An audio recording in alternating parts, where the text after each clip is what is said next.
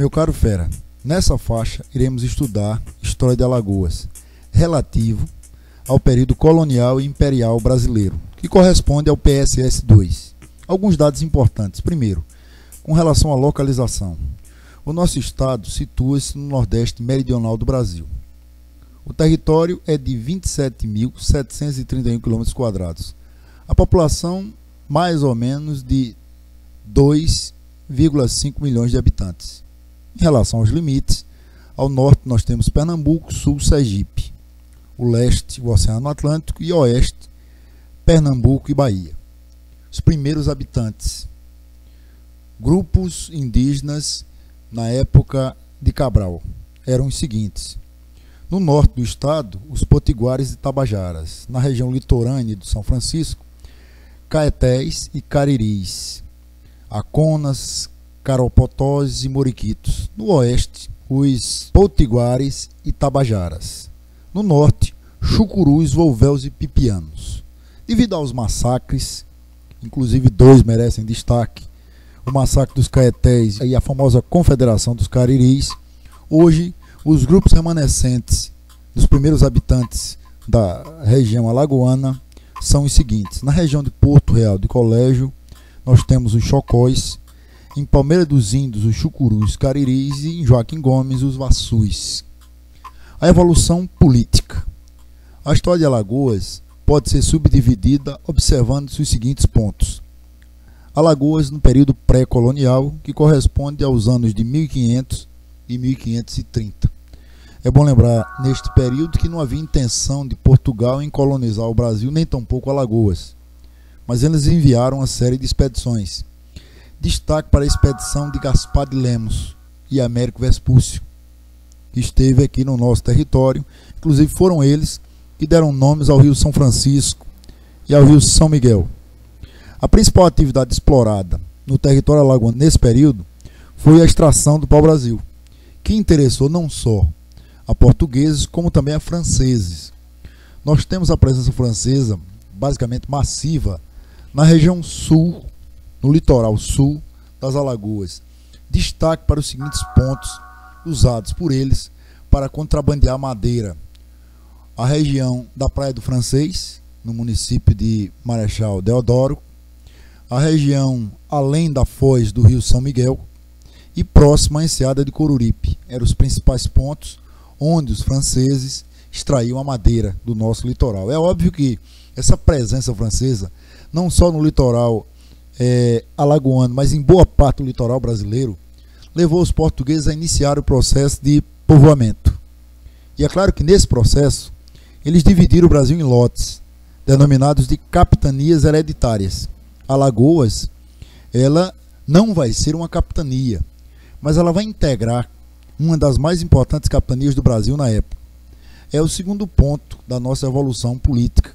É a chamada Alagoas na época em que éramos parte sul da capitania de Pernambuco, que corresponde ao período de 1534 a 1711. Quais são os pontos importantes a saber? É o período da colonização do território alagoano. E para isso, o fera tem que ficar atento a 3 núcleos do povoamento. E a partir daí houve a disseminação de outros núcleos. Quais são? Norte, Porto Calvo, também chamado de Vila de Bom Sucesso. No centro do litoral, próximo às duas lagoas, Mundaú e Manguaba, é Marechal Deodoro hoje, mas antigamente Santa Maria Madalena da Alagoas do Sul, e Santa Luzia do Norte, na época Alagoas do Norte ou Santa Luzia da Siracusa do Norte. Um ponto importante a saber é que o processo de ocupação do espaço alagoano está associado à atividade açucareira, que começa a ser disseminada a partir do norte do estado. Ela foi introduzida por um fidalgo português chamado Cristóvão Lins de Albuquerque. Cristóvão Lins de Albuquerque. É a partir de Porto Calvo que surgem os primeiros engenhos.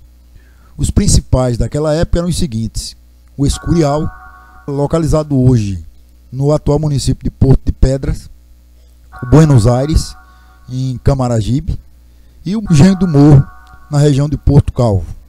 É óbvio que a atividade açucareira ela vai atrair os holandeses para o Brasil. Sabemos que a Holanda ela é responsável pelo financiamento do açúcar no Brasil, pelo transporte e pelo refino. E sabemos que, durante um período denominado União Ibérica, esse negócio lucrativo foi proibido. Os holandeses perderam acesso a esse negócio e, por conta disso, atacaram o Brasil e, por tabela, Pernambuco e, por tabela, Alagoas. Em relação à presença holandesa em nosso estado, é bom destacar os seguintes pontos. O território de Porto Calvo, onde eles contaram com a ajuda de Domingos Fernandes Calabar. Penedo, onde fundaram o Forte Maurício, hoje o restaurante A Rocheira. Estiveram também em Barra Grande, Maragogi, que foi o primeiro ponto de conquista holandês na região alagoana. Porto de Pedras, onde ocorreu a famosa Batalha da Mata do Redondo. Mata do Redondo, naquela região. E na região de São Miguel dos Campos, Alagoas do Sul, lembre-se, Marechal Deodoro, não é? E Santa Luzia do Norte, onde encontraram resistência.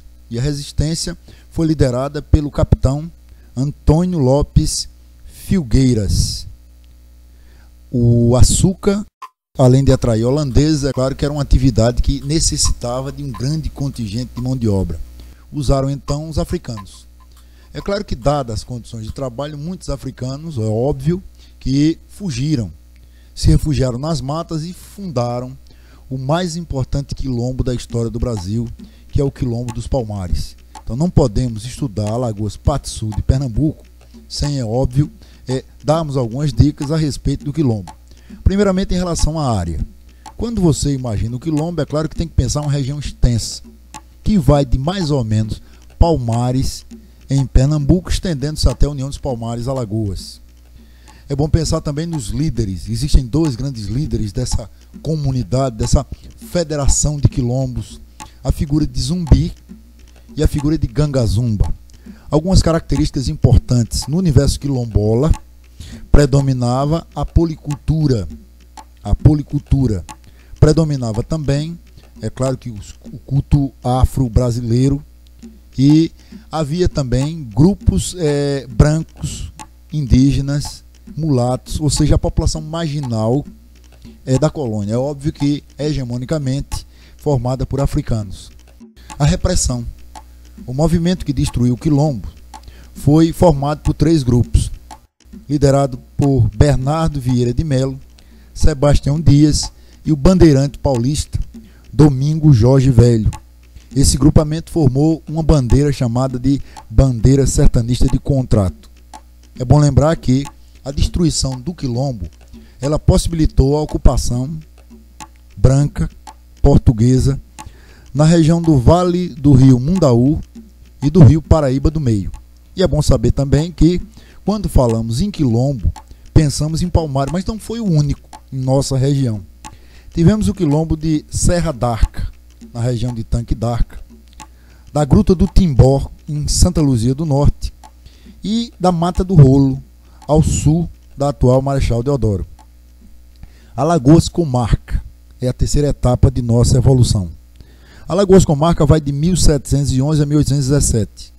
É bom lembrar que surgiu em virtude do aumento da população e do desenvolvimento econômico. Houve então a necessidade de trazer a justiça para o Estado.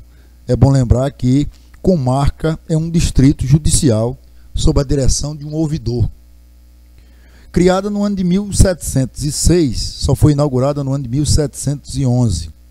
Durante esse período tivemos 18 ouvidores, ou seja, 18 juízes.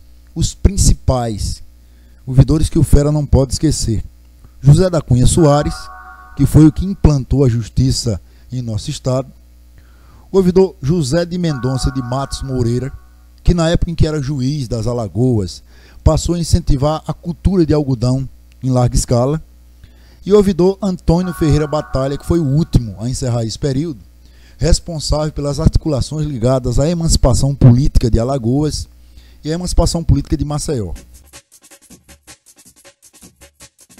Falar em Maceió, foi justamente durante essa fase que surgiu a cidade que é hoje capital do estado.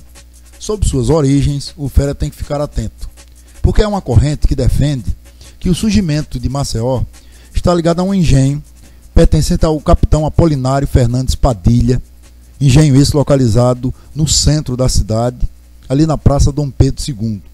E é uma outra corrente que defende que a fundação de Maceió está ligada a Jaraguá, ao porto de Jaraguá, um núcleo de pescadores e de contrabandistas. Portanto, há duas versões. A quarta etapa é da chamada Alagoas Capitania. Alagoas Capitania é a fase em que nos separamos de Pernambuco, o ano 1817. Entre as causas da emancipação política de nosso estado, destaca-se o desenvolvimento econômico. Inclusive, é bom lembrar que a parte sul de Pernambuco ela superava, em termos econômicos, algumas capitanias brasileiras. E outro detalhe, a Revolução Pernambucana de 1817. Separação, então, aparece como punição aos rebeldes de Pernambuco. Em relação a Alagoas Capitania, é bom lembrar que o decreto que emancipou Alagoas, datado de 16 de setembro de 1817, também nomeou o primeiro governador, Sebastião Francisco de Melo Povas, que era um nobre português, neto do Marquês de Pombal. Foi nomeado em 17, tomou posse no dia 22 de janeiro de 1819. Entre as principais medidas de seu governo destacam-se: ele instalou a Junta Administrativa de Arrecadação e Alfândega, o Forte São Pedro e São Paulo, e criou duas companhias de artilharia e uma de infantaria. É bom lembrar que, naquele período, começaram o movimento a nível de Brasil pela independência. Dom João VI havia retornado a Portugal e, durante a regência de Dom Pedro, futuro Pedro I, imperador do Brasil, começa um movimento que culmina com o famoso 7 de setembro. A partir da independência, o que era capitania passou a ser chamada de Província das Alagoas. A partir de 1822, Alagoas passa a ser província. Alguns dados importantes. Entre 1889, o território alagoano teve 61 governadores. Os principais: Nuno Eugênio, que foi o primeiro nomeado por Dom Pedro para governar o estado. Atuou aqui de 1826 a 28. Agostinho da Silva Neves, governou durante o período regencial, 1838 a 40. Destaque para Agostinho, porque foi ele o responsável pela assinatura do decreto que transferiu a capital, no caso da província, da cidade de Alagoas do Sul, Marechal Deodoro, para a cidade de Maceió, provocando inclusive revolta lá na região de Marechal Deodoro. Isso aconteceu no ano de 1839. E Pedro Moreira Ribeiro, é até um fato interessante, ele foi o último a governar a província das Alagoas. Ironicamente, ele assumiu no dia 15 de novembro de 1889. Tomou posse e soube da proclamação da República, portanto, passa apenas um dia no cargo. No dia 16, ele entrega o cargo ao indicado pelos republicanos para governar não mais a província, mas o estado das Alagoas. Um ponto importante que o Fera não pode esquecer nesse período são as rebeliões, a saber, a Confederação do Equador, que é um movimento que eclodiu em Pernambuco no primeiro reinado, que tem participação alagoana, a Revolução Praeira, que também eclodiu em Pernambuco no segundo reinado, que tem participação alagoana, e algumas revoltas que estouraram por essas paragens, como a Cabanada Selvagem, ou revolta dos guerrilheiros do Imperador, que explodiu durante a regência. É um movimento de caráter restaurador, ou seja, os que participaram delas, na maioria populares, daí é uma revolta popular, eles defendiam o retorno de Dom Pedro I, que havia renunciado ao trono brasileiro. Portanto, esse movimento queria trazer o imperador que havia renunciado ao trono. E um levante político, a revolta dos lisos contra os cabeludos, ou seja, de liberais contra conservadores, no início do segundo reinado. Temos também uma revolta de caráter popular, causada pela adoção do sistema métrico decimal, que foi a revolta do quebra-quilos. É bom lembrar que, em termos econômicos, Durante esse período você nota a modernização na fabricação do açúcar, com a introdução dos chamados engenhos centrais, utilizando caldeiras a vapor, e modernização também em outra atividade econômica importante para o Estado, que é o beneficiamento do algodão, quando passamos a ter máquinas de beneficiá-lo a vapor. São pontos importantes ligados a Alagoas, concernentes ao PSS 2. Boa sorte, fera!